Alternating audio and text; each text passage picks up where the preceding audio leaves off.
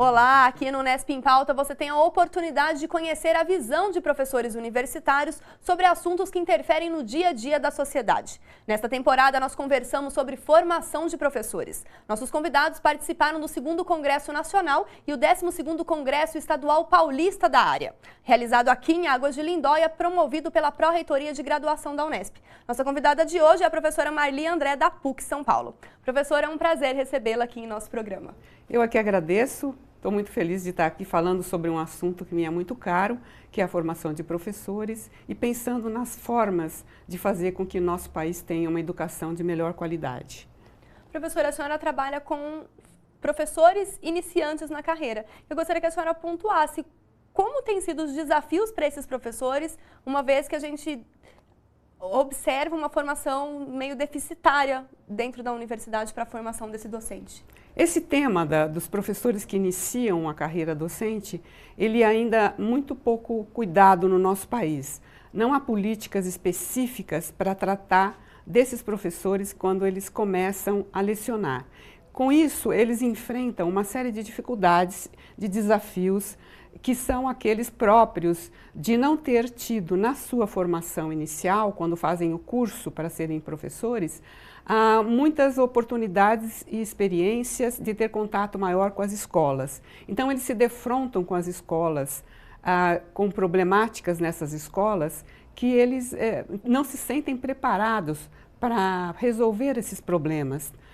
Muitos dizem que eles sentem dificuldades, por exemplo, de saber qual é o papel desse professor iniciante, qual é o papel dos pais, até onde vai a educação que esse professor tem que dar na escola e até onde vai a educação das famílias. Então, esse é um primeiro ponto, um primeiro desafio, principalmente os professores que atuam na educação infantil.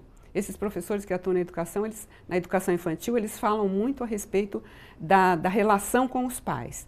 Outro desafio que eles dizem que enfrentam é que quando eles chegam na escola para começar a lecionar, eles se sentem muito solitários, porque eles não são bem acolhidos. Eles não têm uma pessoa na escola, o diretor não tem tempo porque fica trabalhando em aspectos administrativos, então ele não dá a atenção necessária para esse professor. Ele fala que ele precisaria, por exemplo, saber se o que ele está fazendo se é bom ou não é aquilo que ele está fazendo, se ele está fazendo certo ou não está fazendo, porque ele não aprendeu muitas coisas na universidade quando ele faz a sua formação, então ele tem que aprender na medida em que ele vai atuando, na medida em que ele vai exercendo o seu magistério.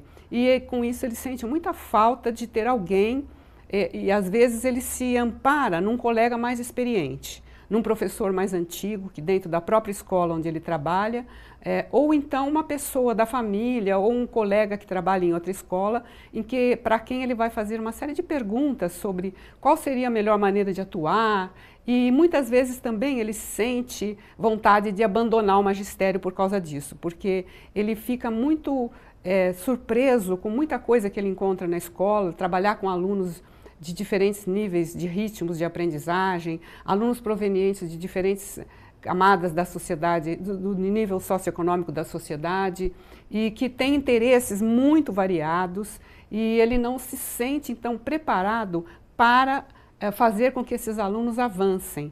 E, com isso, ele fica muito em dúvida se ele deve continuar, se ele não deve continuar, e eles dizem o seguinte, que o que os faz continuar, muitas vezes, é quando eles percebem que eles estão conseguindo fazer com que os alunos aprendam. E eles colocam para eles mesmos um desafio seguinte: eu tenho que mostrar para mim mesmo do que eu sou capaz. Então, às vezes, eles permanecem por conta disso. Tá pensando nos desafios que esse professor iniciante ele enfrenta, falando primeiro da esfera da universidade. Como que a universidade ela poderia preparar esse professor antes dele ingressar numa sala de aula, numa escola? Esses programas, existem alguns programas no Brasil atualmente, são muito recentes, eles começaram em 2007, que podem ajudar muito esse aluno a vencer esses desafios. São o PIBID, no âmbito do governo federal. Da CAPES, que é o Programa de Iniciação à Docência. Que é um programa de iniciação à docência que vai favorecer esse contato com a escola, onde ele vai ter um professor que o acompanha, tanto da universidade quanto da própria escola, que o acolhe e que também passa a ser um coformador junto com este aluno que vem da universidade. No âmbito estadual, nós temos o Bolsa Alfabetização, que é do governo do estado de São Paulo, que também tem a mesma finalidade de fazer com que o aluno atue junto com um professor mais experiente nas séries iniciais de alfabetização. E no âmbito municipal também nós temos um programa bastante interessante, que é do município de Jundiaí, que ele também procura fazer com que os alunos que estão ainda na universidade já tenham um contato maior com a escola, recebem uma bolsa para isso e tem um apoio muito grande dos professores das universidades ou das instituições de ensino superior para ajudá-lo nessa inserção na docência, para ajudá-lo nos primeiros passos, vamos dizer, da sua carreira. Então, nós temos alguns programas, mas eles são bastante recentes ainda, eles estão ainda experimentando formas, né, de ajudar esse aluno a superar esses desafios que ele encontra na docência. Então, levando em consideração esses projetos recentes, professor, o estágio supervisionado, que faz parte da grade curricular dos cursos de licenciatura, de pedagogia principalmente, eles não têm dado conta dessa formação. E qual seria o problema, professora, dessa disciplina em si? Então, os estágios, a questão é assim, alguns desses programas, tipo esse Bolsa Alfabetização e o programa de Jundiaí, eles são considerados estágios, porque eles, de certa maneira, os alunos têm bolsa, mas eles são contados como horas de estágio. Os estágios não têm dado conta porque muitas vezes os professores da universidade não têm contato com as escolas. Eu escutei em minhas pesquisas alguns professores dizerem assim: eu sou professor da licenciatura há muitos anos e eu nunca tinha ido à escola. Então eles orientam o aluno para dar aula numa escola que eles não conhecem. Então eu acho que os estágios não dão conta, não formam adequadamente o aluno porque não há essa aproximação, não há convênios entre as universidades e as escolas, as universidades e as secretarias de educação para fazer essa ponte que deveria existir para favorecer um trabalho mais articulado e que preparasse melhor o futuro professor para ele atender às necessidades da escola. A gente falou da questão da universidade, professora, mas dentro da escola, assim que esse professor é graduado, ele entra para lecionar uma determinada disciplina, como deveria ser essa acolhida nesse ambiente de trabalho no qual esse professor começa a atuar? Então, aí também as escolas, elas são um espaço de formação continuada, porque mesmo que ele faça um curso de formação, ele nunca está preparado devidamente, mas ele tem que continuar estudando o resto da vida e se preparando para o resto da vida, mesmo porque as escolas mudaram muito nos últimos anos, o aluno mudou muito, então ele tem que estar sempre vamos dizer, obtendo mais recursos para ele poder atender melhor esse aluno.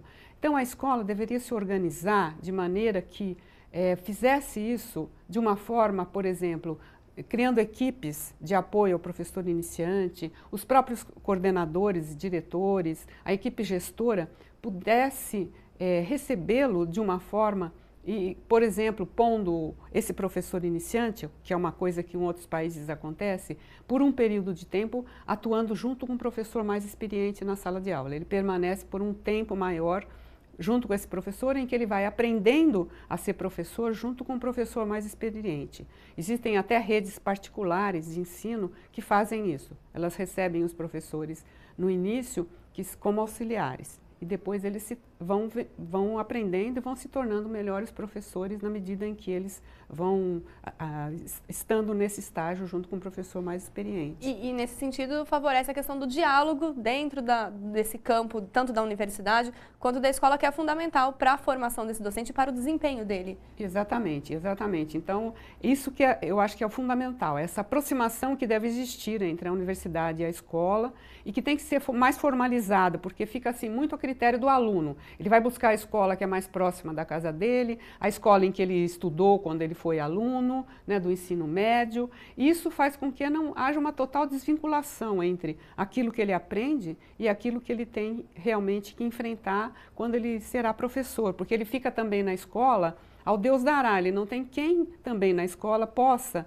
ajudá-lo a observar aquilo que é necessário, a perguntar. Ele às vezes nem tem as pessoas com as quais ele pode perguntar as coisas que ele tem dúvida nessa escola. Professora, para a gente finalizar a nossa conversa, esse professor iniciante, ele é movido muito à paixão pela docência a partir do momento que ele faz uma escolha ao ingressar numa universidade. Como manter viva essa paixão diante de todos esses desafios que ele enfrenta quando ele ingressa numa escola?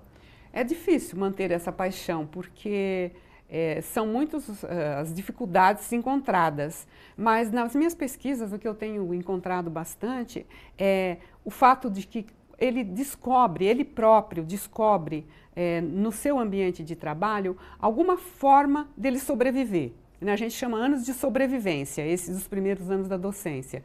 Ele sobrevive ou porque ele consegue encontrar um colega que, de certa maneira, o apoia. Os próprios alunos, quando começam a dar uma resposta, esse tem sido, assim, vamos dizer, o fator mais forte que faz com que ele permaneça no magistério, é quando ele consegue ver as respostas dos alunos, a aprendizagem dos alunos, né?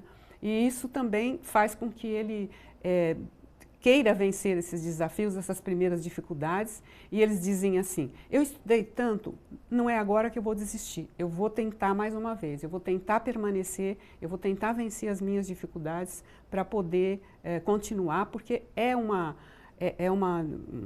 função, é um ofício, né, do magistério, que também é muito atrativo, porque ele trabalha com pessoas humanas, então essa relação que se estabelece entre professor e aluno, esse diálogo que se estabelece, ele é um forte fator também de permanência no magistério. Professora, eu gostaria de agradecer a sua contribuição para um tema que é tão pertinente para a nossa sociedade. Muito obrigada. Eu que agradeço essa oportunidade aqui de estar aqui.